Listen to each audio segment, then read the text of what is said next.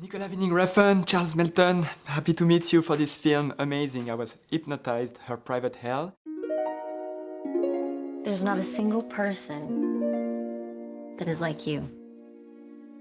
Say it with me. I am unique consciousness. She's like us, but she's not one of us. And I am made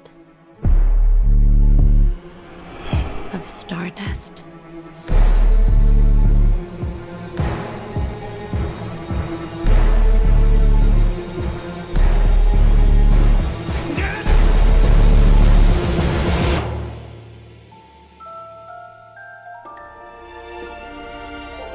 The moment you forget that is the moment you disappear.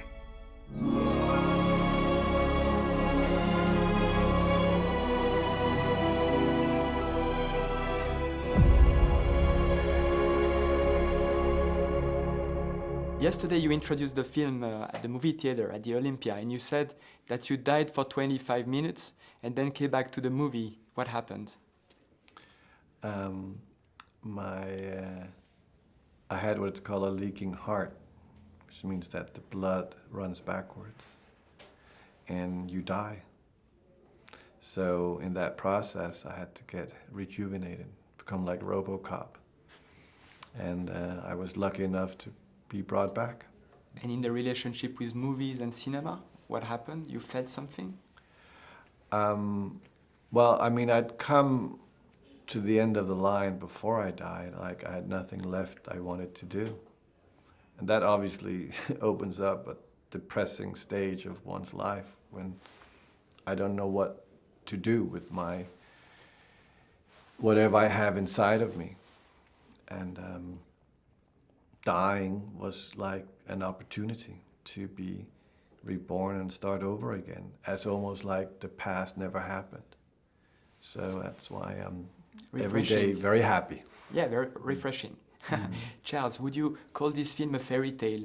It's always a mix of violence and poetry, but this time it's maybe a bit more poetic, almost also because of the beautiful music. Yeah, I think it's all the things you said and more. I think it's, you know, it's whoever the audience is that sees this film will create their own narrative, and it's beautiful because there's more than just one truth of what it is, you know, and why Nick wanted to make this film and bringing me and the other actresses into it. It was this constant evolution, you know, a constant stream with no end, and this reality of an unreality that we got to exist in. And, you know, we were, in a way, I would say, the brushes to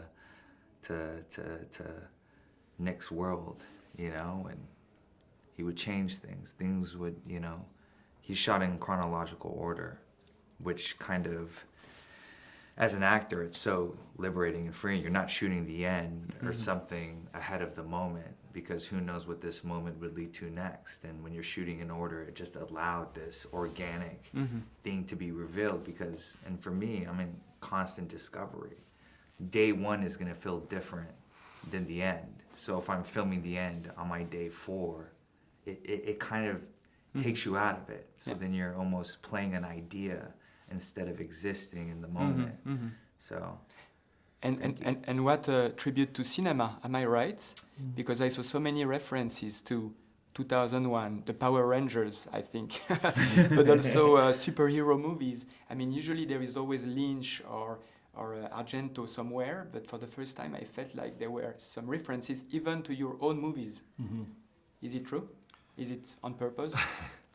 Well, I don't think so much about that aspect. I mean, we're all products of what we see and hear, and we all steal. You know, it's the part of the evolution of creativity is to steal others' works and turn it into your own.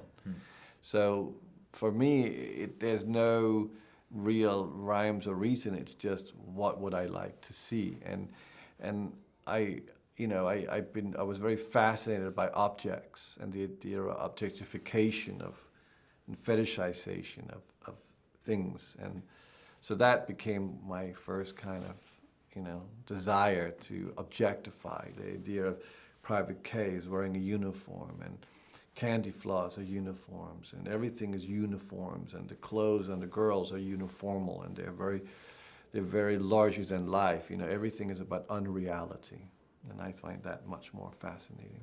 My podcast Biopic is about the movies that have influenced my guests. So do you have movie ghosts, and maybe even some surprising ones that you watch and rewatch that have influenced you? Also, would you say that you are first of all a film fan, a movie fan, before to be a filmmaker, or does it go all together? I think that I was more, obviously cinema became or cinema found me, I guess, but I think that I was always interested in expression, and what does it mean to express, and how do you express, because that's what creativity is. So for me, I'm more interested in not so much what the canvas is, but the act of creativity itself. Like, how do you create?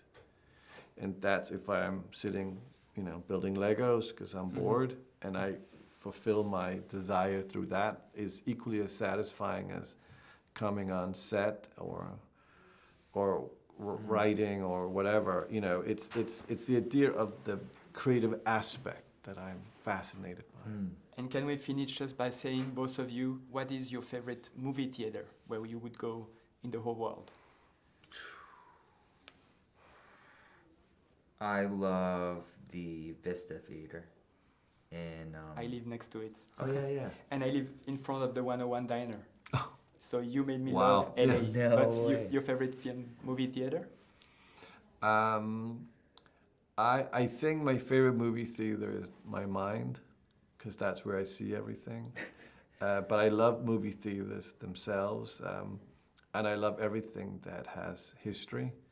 What's the one in LA, the Los Feliz? Los Feliz, 3. Yeah, I really like that one. That has That's a a lot great of one. Which is charm. also I love that Sorrentino's one favorite. Yeah. Oh, Because cool. he showed it and he lived during the COVID time next to it and would go there Oh, every cool. time.